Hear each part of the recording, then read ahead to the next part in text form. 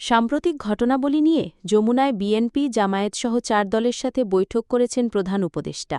আইনশৃঙ্খলায় পরিস্থিতি, মাইলস্টোন স্কুলের ঘটনাসহ সাম্প্রতিক পরিস্থিতি নিয়ে ৪টি রাজনৈতিক দলের সাথে বৈঠক করেছেন প্রধান উপদেষ্টা। রাজধানীর উত্তরায় মাইলস্টোন স্কুল অ্যান্ড কলেজের ক্যাম্পাসে বিমানবাহিনীর যুদ্ধবিমান বিধ্বস্তের ঘটনায় এখন পর্যন্ত ৩১ জনের মৃত্যু হয়েছে বলে জানিয়েছে আন্তঃবাহিনী জনসংযোগ পরিদপ্তর। মাইলস্টোন স্কুলে গিয়ে শিক্ষার্থীদের তোপের মুখে প্রায় সারাদিন অবরুদ্ধ থেকে সন্ধ্যায় পুলিশ পাহারায় বেরিয়ে এসেছেন সরকারের ২ উপদেষ্টা। সরাসরি কাভারেজ ৩ ঘণ্টা আগে।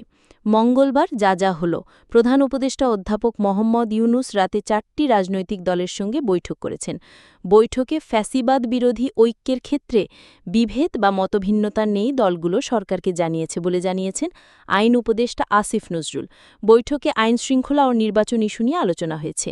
ঢাকার উত্তরায় মাইলস্টোন স্কুল অ্যান্ড কলেজের ভবনে বিমানবাহিনীর FT-7 বিজিআই যুদ্ধবিমান বিধ্বস্তের ঘটনায় নিহতের সংখ্যা বেড়ে হয়েছে ৩১ জন।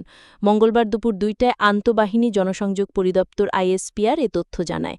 তাদের সর্বশেষ তথ্য অনুযায়ী এই ঘটনায় আহত হয়েছেন ১৬৫ জন। টি-20 সিরিজের দ্বিতীয় খেলায় বাংলাদেশ ৮ রানের সফররত পাকিস্তানকে হারিয়েছে।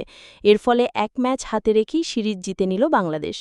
খেলায় ম্যান অব দ্য ম্যাচ হয়েছেন বাংলাদেশের জাকের আলী। বিমানবাহিনী প্রধান air chief marshal Hasan Mahmud Khan সামাজিক মাধ্যমের গুজবে কান না দেওয়ার জন্য দেশবাসীর প্রতি অনুরোধ করেছেন। দুর্ঘটনায় নিহত বৈমানিকের জানাজার পর সংবাদকর্মীদের উদ্দেশ্যে তিনি বলেন, একটি উচ্চ পর্যায়ের তদন্ত কমিটি গঠন করা হয়েছে। তিনি বলেন, দুর্ঘটনার বিষয় নিয়ে লুকানোর বা গোপন করার কিছুই নেই।